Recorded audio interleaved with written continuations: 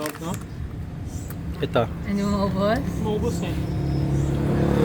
We're having a short stopover here in 7-Eleven, Bayawan City. Sarap sa likod. Hindi namin ma-open. No, Review mo daw to, Kiars.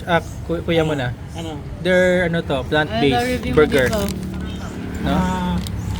7 out of 10. Bakit? Ganon. Yeah, it's good. Masarap siya. Delicious.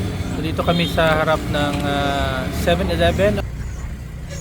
Mahal, Hi. mahal. Kuya. 7-Eleven. This is 7-Eleven. Ito yung parang rotonda nila here. On the right side, going Dumaguete. Here. Then on yung papasok doon, galing kaming Kabangkalan, no? The mountains of tapos kape. Uy, ang coffee natin is Jeju. Masarap ba? Hindi, how about their con, kuya? Okay? Hindi, ito. Okay eh. Mga 6 yan. Ha? It's edible. 6 out of...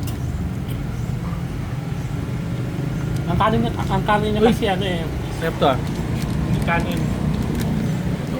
Let's ask Kiara about yung review niya sa iPhone. Very nice. 16. Very nice. Yung features niya. Phone. Ha? Very nice phone. Ganon. Grabe. Maganda yung Thank tama you niya. for the sponsor. Oh, galing na. Kapogi siguro ang sponsor niyan, di ba? How about Mai? This one sa'yo. Ano daw, ano? Your coffee. Nag-spill. Okay lang. Ha? So delicious. So, how's the trip so far?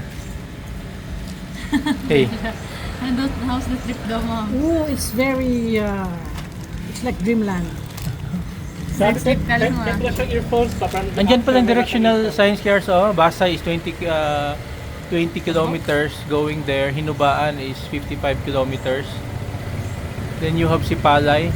Sipalay is going ko na eh. Back sa Negros yan eh.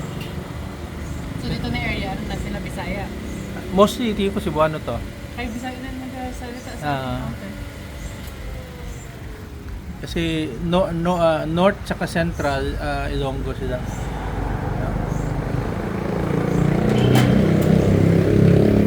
So, we are having a mandatory stopover after 2 hours of driving.